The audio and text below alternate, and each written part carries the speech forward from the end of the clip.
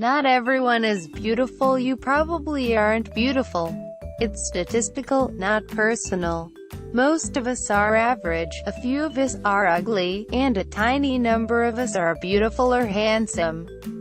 Many of us struggle with our own attractiveness, and in particular, the idea that we don't have enough of it. Research suggests that body dissatisfaction, or not liking one's body, is a major concern for both men and women.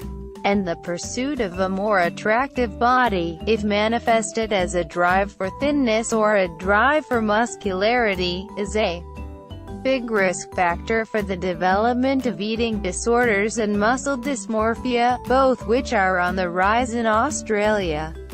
Who do we blame? The media, unsurprisingly, among a host of potential culprits. In the absence of population-level interventions to improve our body image, social media and corporations have filled the void. Tumblr and Instagram are replete with images and words that everyone is beautiful, that beauty is in the eye of the beholder, that beauty is only skin deep. Sorry Dove, we're not all beautiful. Dove, in marketing their beauty products predominantly to women, state their mission to create a new definition of beauty, which will free women from self-doubt and encourage them to embrace their real beauty. These messages are comforting and appealing, but are they backed up by evidence? Myths and maxims of beauty. Consider the sentiment, beauty is in the eye of the beholder, which suggests beauty is subjective. Data suggests that people are remarkably consistent in their determination of who is attractive and who isn't, both within and across cultures. That's not to say that subjectivity plays no role at all, as we're all guided by our individually formed preferences. But that the scope for subjectivity exists within the narrow confines of the objective traits of physical beauty. What about beauty is only skin deep, or in other words, that a person's appearance has no bearing on their personality or behavior? It does. What is beautiful is good, according to a group of oft-cited psychologists. In their seminal 1972 paper that explored this very idea. Decades later, we know beautiful people are not only just thought of as good. Attractive people are also considered more intelligent, sociable, trustworthy, honest, capable, competent, likable, and friendly. So, what should we do? We could attempt to convince people that they are beautiful. We could attempt to redefine beauty standards to be broader and encompassing of more people, thus allowing more people to belong to the beautiful club. But these strategies won't work because they don't reduce the importance ascribed to beauty in the first place.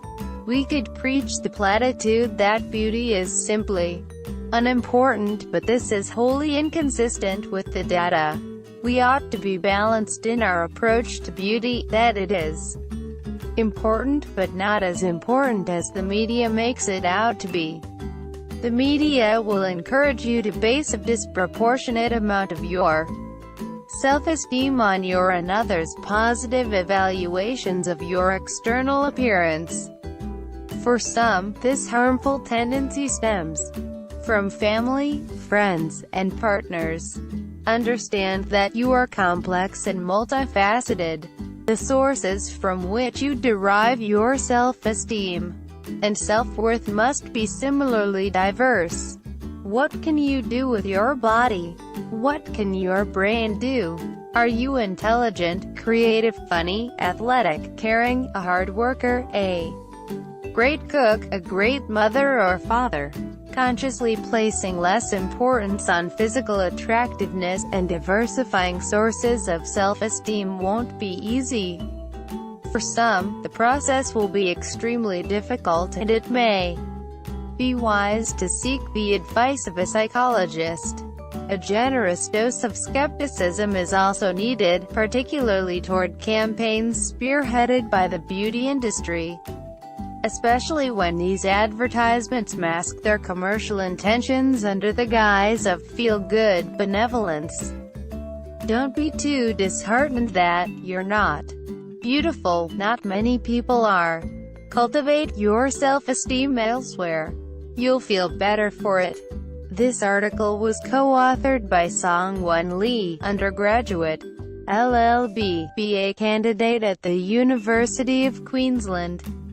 This article was originally published on The Conversation. Read the original article. Asterisk image of woman being measured, signs, and quick fix via Shutterstock. Next, read in a first, U.S. blames Russia for cyber attacks on energy grid. Washington, the Trump administration on Thursday blamed the Russian government for a campaign of cyber attacks stretching back at least 2 years that targeted the U.S. power grid, marking the first time the United States. Read more. A growing chorus objects to Confucius Institutes at American universities. A Massachusetts lawmaker is the latest dissenting voice against the presence of Confucius Institutes on American college campuses. Managed directly and funded by the Chinese regime, Confucius Institutes, CIS, have been criticized by concerned. Read more. Tariffs, Trump's prelude to ending unfair trade practices. President Donald Trump's new tariffs on imported steel and aluminum look like an effort that goes beyond its stated rationale of preserving national security.